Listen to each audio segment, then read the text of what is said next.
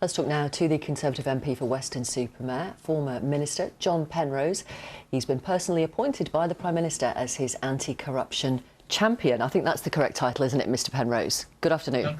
Yes, it is. It means not a watchdog, but trying to make sure that we are fixing some of the problems going forward. Understood. Why aren't the rules that are in place working now?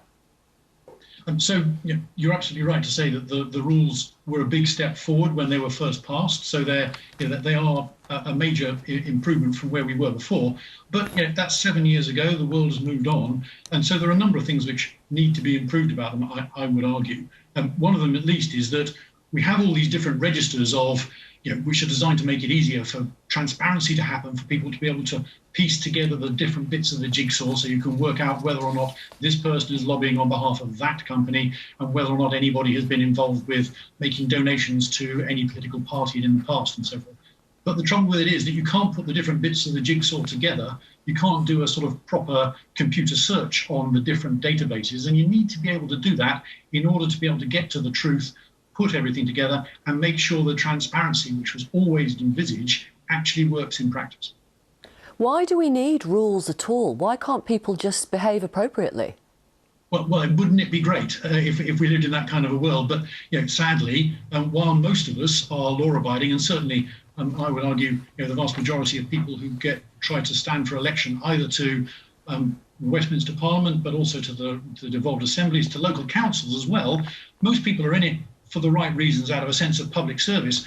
But you only need a few rotten apples to spoil the whole barrel, and so you do have to have some rules. And the crucial thing is, as the old saying goes, it wasn't invented recently, sunlight is the best disinfectant. If you can get the transparency in place and make it work in practice, then you stand a much better chance of making this all work the way we all want it to.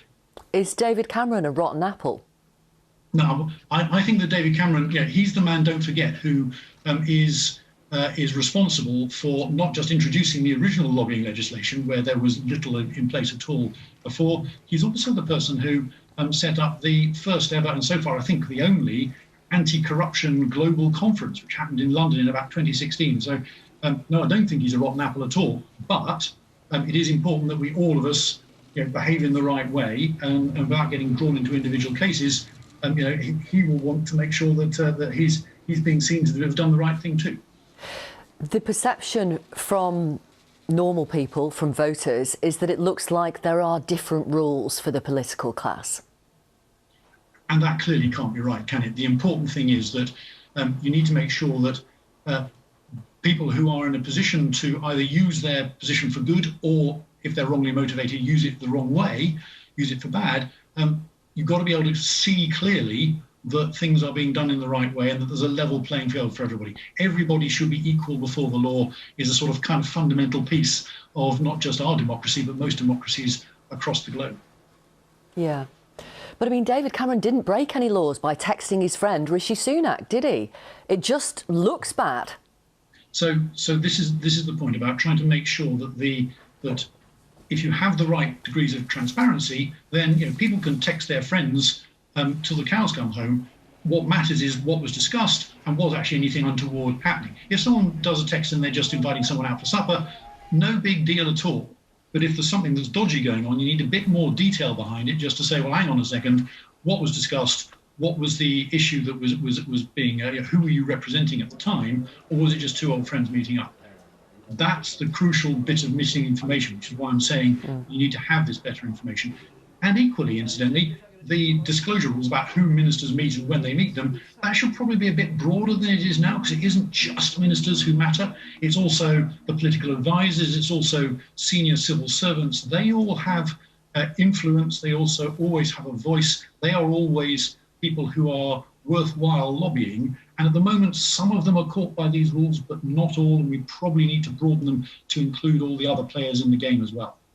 Can I ask for your opinion on the fact that a leading civil servant, while still working for the government and being paid by the taxpayer, was also being paid by Greensill Capital on a part-time basis?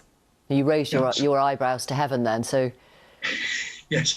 Look, I mean, I shouldn't comment on individual cases. That's for the watchdogs to investigate, and I'm not one of them. But what I would say is this. there are two principles at stake here. One is to make sure that there's no conflict of interest between the job they're supposed to be doing on behalf of the taxpayer and potential private gain. And the second one is whether or not the taxpayer is getting good value for money if someone's moonlighting doing something else as well. You have to be able to answer both those two principles, saying yes, the right thing has been done for the government, for the taxpayer. Only if you can say yes to both those two things does a job become sensible and an arrangement become sensible. And I thought that Eric Pickles, who is the Lord Pickles now, who runs the committee that's supposed to check in on these things, was very strong earlier on today when he said, look, you've got to be able to have proper transparency and see what's going on clearly to prevent, if this was okay or whether it wasn't, we need to prevent those kinds of questions having to be asked at all in future. It should be clear that those two principles can't be breached. There are now 7 different inquiries into this lobbying scandal. Why? Well, and so it's the difficulty with lobbying is it isn't just about did someone meet a minister. It's also about, as you just asked me, are there any civil servants involved? Have they got conflicts of interest? I mentioned special political advisors; they matter too. So there's lots of different facets to this, and so each of those different facets may need to be looked at. So I think it's actually reassuringly healthy that there are so many different takes and different independent groups, or cross-party groups in some cases, looking at this. That means that we've got a democracy that doesn't accept that questions shouldn't be asked and that answers need to be found. I think that's actually a sign of health, and we need to wait, obviously, and find out what the answers are. But it just shows how complicated these issues can be. How much do you worry as a Conservative MP about the label TorySleaze? Oh, well, I mean, nobody wants a return to the 1990s at all. And the crucial thing, and the reason why I was so reassured by the announcements in the last couple of days of independent inquiries, some of them originated by the government, some of them originated by the civil service, some of them originated by parliamentary select committees. But the reason why I was so reassured by those, led by the ones announced by the Prime Minister from the government, is that everyone is really determined to make sure we don't go back to the bad old days, and that we make sure that people can see that they've got a government that they can trust. It's absolutely essential, not just for this government, it's essential for any government, that we have a system and a democracy which no system is ever perfect, but is at least as clean and as practical as anyone can make it. Thank you very much for your time. Thank you. Thank you. John Penrose, Conservative MP.